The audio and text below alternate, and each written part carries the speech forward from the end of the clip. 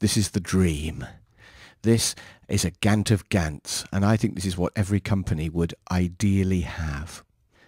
So let's have a look at what it is. Well, what we've got is a little resource profile for each project. So you can see that project A is quite small and project D is quite big. D takes longer and it goes up to a higher level of people or hours. And we colour them in as we do them, and we have to keep up with the today line. So if you have a look at the various projects, project A is finished, as indeed it should be. Project B is 2/3 finished, but it really should be about 90 or 95% done by now. So project B is behind schedule. Project C is ahead of schedule. It's nearly finished. Project D should have been started and hasn't been. So we can immediately start to ask questions about what's happening to B, why hasn't D been started. We've got an overview immediately of whether we've done what we should have done. We can also look at the future, and we can look at E, F and G, and we can ask ourselves, can we do all three of those? Most organisations have no idea whether they can do the things that they want to do in the upcoming year.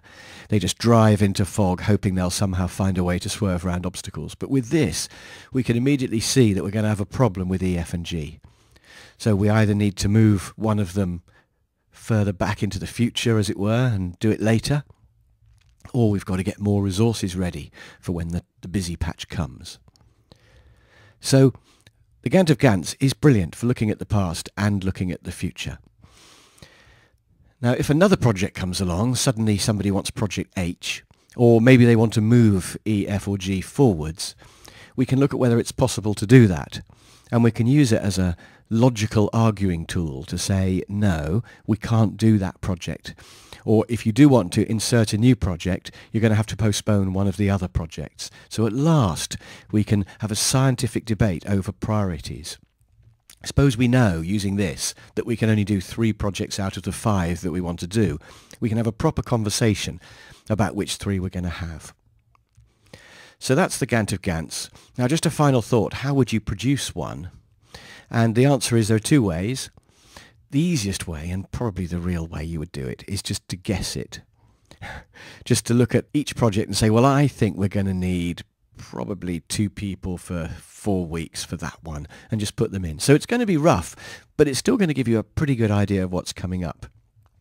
The more scientific way, the technically correct way, would be to base it on the Gantt chart for each project. So if all of those projects have their own Gantt chart, which they should really, then you can just add up vertically and get the resource profile, and then you can make this Gantt of Gantts with real numbers.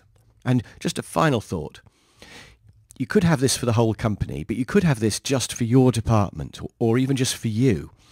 How many of your hours are you going to need for the various projects, and therefore can you do all the projects that you're promising other people that you're going to deliver?